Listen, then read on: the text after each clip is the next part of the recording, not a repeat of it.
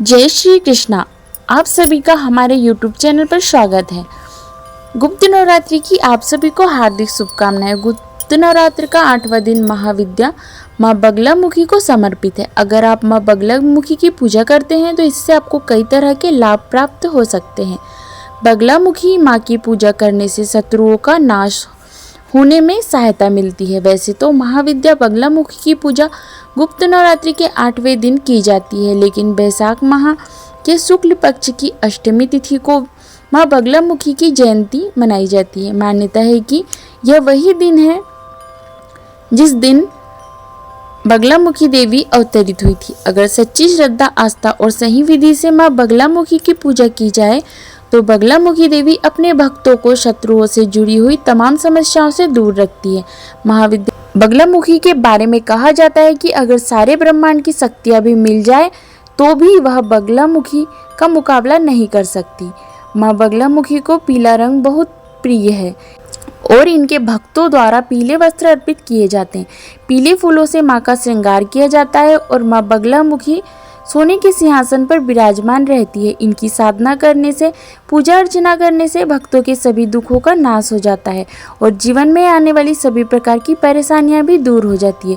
अगर कोई भक्त सच्चे मन से महाविद्या बगलामुखी की पूजा साधना करता है तो उसे भाग्य की सिद्धि की प्राप्ति होती है। इससे वाद विवाद की स्थिति में अपने विरोधियों पर बड़ी आसानी से विजय प्राप्त कर लेते हैं। उन सभी से मुक्ति दिलाने के लिए, पापों से मुक्ति दिलाने के लिए माँ बगलामुखी की पूजा मध्य रात्रि के समय की जाती है और जो रात्रि के समय ना कर पाए वह सुबह और शाम के समय पूजा कर सकते हैं। जो भी तंत्र मंत्र करने वाले लोग हैं वही बगलामुखी माँ की पूजा करते हैं।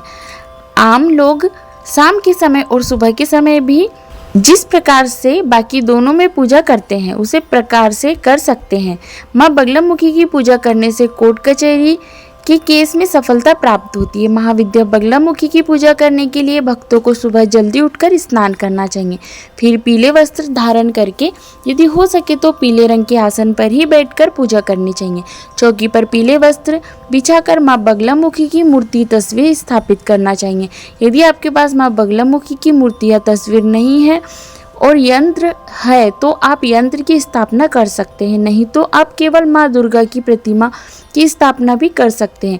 कलश की स्थापना करके पूजा का संकल्प, व्रत का संकल्प लिया जाता है। फिर माँ को अक्षय चंदन, रोली, बेलपत्र, पान, मौसमी फल, खास तौर पर पीले फल जैसे केला, संतरा या बेर आदि, सिंदूर, पीले फूल, धूप, दीप, नेवड़ा सामग्री अर्पित की जाती है। फिर माँ बगलामुखी कवच का पाठ करके, व्रत की कथा पढ़ और सुनकर, मंत्रों का जाप करके, सबसे अंत में आरती करके माँ को भोग लगाकर फिर क्षमा याचना करनी चाहिए। परिवार के सभी सदस्यों में माता रानी का प्रसाद बांटना चाहिए, लेकिन आपको ध्यान रखना है कि ये गुप्त नवरात्रि है। आपकी की गई पूजा का आसपास के लोगों को पता ना चले, ना ही इस प्रसाद को आप बाहर किसी व्यक्ति को दे। जो भी हम गुप्त नवरात्रि के दिनों में भोग लगाते हैं वो घर परिवार में ही सदस्यों को देना चाहिए। पूजा करते समय आपको किसी और से बात नहीं करनी चाहिए, क्योंकि माँ बगलामुखी अपने भक्तों की विशेष रूप से रक्षा करती है। उन्हें हर प्रकार के बुरे कामों से बचाती है, उन्हें सद्बुद्धि प्रदान करती है। इसलिए आज के दिन आप जो भी पूजा करते हैं, व्रत रखते हैं, उस दिन आपको भूले से भी दूसरों के बारे में गलत नहीं सोचना चाहिए, बुरा नहीं करना चाहिए। किसी प्रकार की गलती हो जाए तो उसका भी पूरा परिणाम भुगतना पड़ सकता है। इसलिए आज के दिन पीले रंग की वस्तुओं का, जैसे पीले मौसमी फलों या पीले वस्त्रों का आप गुप्त दान किसी कन्या को भी कर सकते हैं। मंदिर में आप दान दे सकते हैं। गुप्त रूप से आप दक्षिणा का दान कर सकते हैं। माँ बगलामुखी को आप पीले रंग की चुनरी अर्पित कर सकते हैं।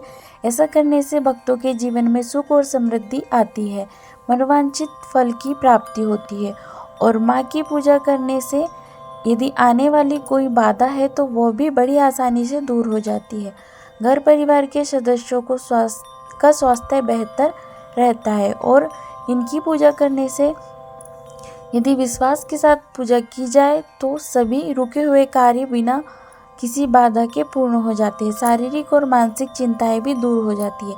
अगर आप अपने जीवन में आगे बढ़ना चाहते हैं या आपके ऊपर किसी ने कोई झूठा मुकदमा रखा है। तो ऐसी स्थिति में आप नियम से दिन में जितनी बार भी हो सके माँ बगलामुखी दिव्य नमः इस मंत्र का पूर्व दिशा की ओर मुंह करके जाप करना चाहिए। आप कुछ भी काम करते हैं, चलते बैठते उठते समय से आप वहाँ पर विश्वास रखते हुए इस मंत्र का लगातार जाप करते हैं तो आपके ऊपर जो भी झूठा मुकदमा या आपके शत्रु विरोधी आपको बहुत ज़्यादा परेशान करते हैं तो शत्रु विरोधी शांत हो जाते हैं, उनसे आपको किसी प्रकार का कोई नुकसान नहीं होता है। और यदि कोई झूठा मुकदमा है तो उसमें आपको विजय प्राप्त हो सकती है। इस प्रकार महाविद्या की पूजा की जाती है। पौराणिक कथा के अनुसार एक बार सतयुग में महाविनाश उत्पन्न करने वाला ब्रह्मांड भी तूफान उत्पन्न हुआ, जिससे संपूर्ण विश्व नष्ट होने लगा और चारों ओर हाहाकार मच गया। तीनों लोग संकट में पड़ गए और संसार की रक्षा करना असंभव हो गया। तब देवता भगवान शिव का स्मरण करने लगे। तब भगवान शिव ने प्रकट होकर उनसे कहा कि शक्ति के अलावा अन्य कोई भी इस विनाश को नहीं रोक सकता, इसलिए आप उनकी शरण में जाएं। तब भगवान विष्णु ने हरिद्रा सरोवर के निकट पहुंचकर कठिन तपस्या की। भगवान विष्णु ने तपस्या करके माँ त्रिपुर सुंदरी को प्रसन्न किया और देव शक्ति उनकी साधना से प्रसन्न हुई और सौराष्ट्र क्षेत्र की हरिद्रा झील में जल क्रीड़ा करती महापीठ देवी के हृदय से दिव्य तेज प्रकट हुआ। उसी समय चतुर्दशी रात्रि को देवी बगलामुखी के रूप में प्रकट हुई।